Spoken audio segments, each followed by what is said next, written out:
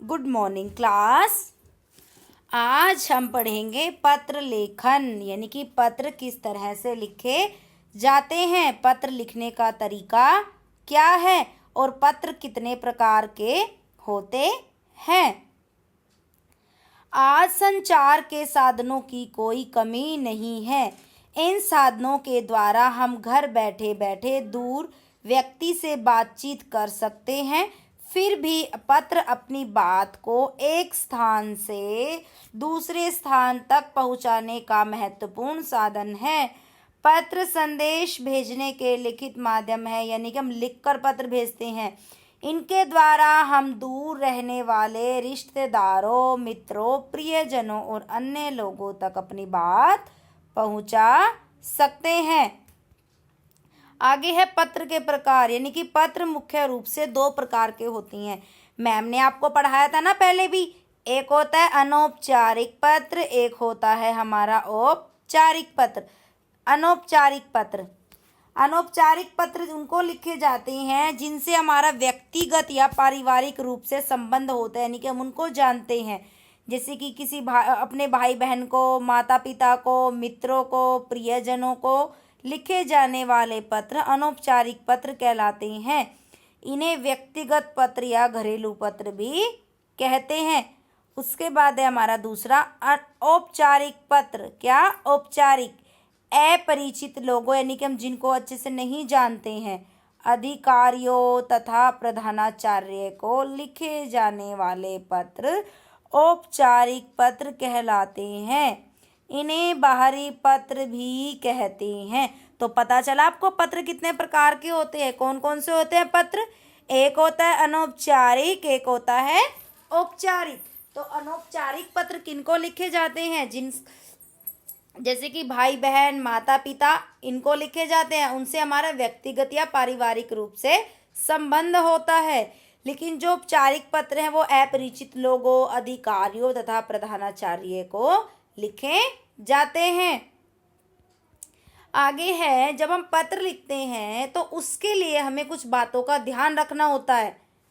जैसे कि पत्र की भाषा सरल, स्पष्ट होनी चाहिए, यानी कि जिसको हम पत्र लिख रहे हैं और पत्र में हम जो मैटर लिख रहे हैं उसकी भाषा सरल होनी चाहिए, स्पष्ट होनी चाहिए, ताकि जिसको हमने पत्र भेजा है वो उसको अच्छी तरह से पढ़ सके और समझ सके, यानी कि उसकी भाषा सरल लिखनी चाहिए। आगे है, पत्र की लिखावट सुंदर तथा वाक्य छोटे छोटे होने चाहिए। पत्र में सही जगह पर अपना नाम, पता और दिनांक लिखना चाहिए। पत्र में उचित संबोधन और अभिवादन का प्रयोग करना चाहिए। अनौपचारिक पत्र या घरेलू पत्र की भाषा में आत्मीयता, यानी कि अपनेपन की झलक होनी चाहिए।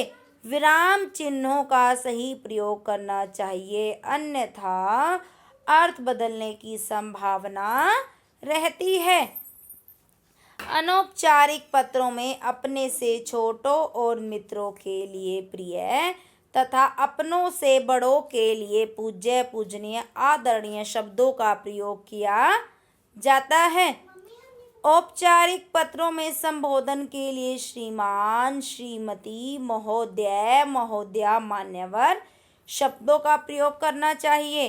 तो उसने बताया ना कि अनौपचारिक पत्र में जो आपका मित्र है या आपसे छोटा है उसके लिए हम प्रिय लगाते हैं, जैसे कि प्रिय मित्र राम, प्रिय सहेली। जो आपसे बड़े हैं उनके लिए पूज्य, पूजनीय, आदरणीय आदि शब्दों का प्रयोग करना चाहिए। औपचारिक पत्र में अभिवादन नहीं लिखा जाता। औपचारिक पत्रों में विषय अवश्य लिखना चाहिए, यानी कि आपका विषय क्या है, आपका कारण क्या है पत्र लिखने का। लिफाफे पर पत्र पाने वाले का पता और अपना पता कभी लिखना न भूलें। तो आपको पता चला कि पत्र लिखने के लिए हमें किन किन बातों का ध्यान रखना होता है। आगे मैम ने ये आपको पत्र का फॉर्मेट बताया नहीं कि किस तरह से पत्र लिखा जाता है। आप इसके जरिए आप खुद पत्र लिखने की प्रैक्टिस करोगे। सबसे पहले लिखेंगे हम, जैसे कि हम स्कूल के प्रधानाचार्य को लिख रहे हैं पत्र, आपको छुट्टी चाहिए या आपको अपनी फीस माफ़ करवानी है, तो आप स्कूल के प्रधानाचार्य को पत्र लिख रहे हो। तो सबसे पहले सेवा में प्रधानाचार्य जी, उसके बाद विद्यालय का नाम व पता, फिर विषय यानी कि आपका पत्र लिखने का क्या रीज़न है, किस कारण से आप अपने प्रधानाचार्य को पत्र लिख रहे हो, महोदय जी या महोदया जी। अब आगे है पहला अनुच्छेद, दूसरा अनुच्छेद। यानी कि जब हम पत्र लिखते हैं तो हम उनको अनुच्छेद के तरीके से लिखते हैं। मैम ने आपको बताया ना पहले, तो पत्र की भाषा सरल व स्पष्ट होनी चाहिए। तो पत्र को हम पैराग्राफ बना के लिखते हैं, जैसे कि हमने पहले लिखा एक पैराग्राफ बना के, फिर उसके बाद लिखते हैं हम दूसरा पैराग्राफ बना के। तो क्या आप किस तरीके से अपनी बात को स्पष्ट कर रहे हो, पत्र के माध्यम से आप क्या कहना चाह रहे हो। उसके बाद लिखते हैं आपका आज्ञाकारी, लास्ट में आपका आज्ञाकारी, आज्ञाकारिणी, शिष्य या शिष्या, क ख ग या अपना नाम, फिर उसके बाद कक्षा, फिर उसके बाद हमारा क्या आ जाएगा, दिनांक। अब मैम ने आपको एक पत्र भी लिखकर समझाया है। आपका नाम राहुल है, आपको बहन की शादी में जाने के लिए प्रधानाचार्य से अवकाश चाहिए, यानी कि आपको बहन की शादी में जाना है और प्रधानाचार्य को अवकाश के लिए प्रार्थना पत्र लिखे, यानी कि आपको छुट्टी के लिए पत्र लिखना है। तो देखो किस तरीके से लिखा जाएगा। इस पत्र के माध्यम से आपको अपने आप से प्रैक्टिस करनी है। फीस माफ़ी के लिए प्रधानाचार्य को प्रार्थना पत्र लिखना है कि आप अपनी फीस माफ़ करवाना चाहते हो। अब देखो, जैसे कि मैम ने सबसे पहले क्या लिखा, सेवा में प्रधानाचार्य महोदय, बाल भवन इंटरनेशनल स्कूल, कन्नौर। उसके बाद विषय, यानी कि हमारा क्या रीज़न है पत्र लिखने का। तो आप उस प्रश्न में क्या था कि राहुल है, उसकी बहन की शादी है उसके लिए उसको क्या चाहिए, अवकाश यानी कि छुट्टी चाहिए।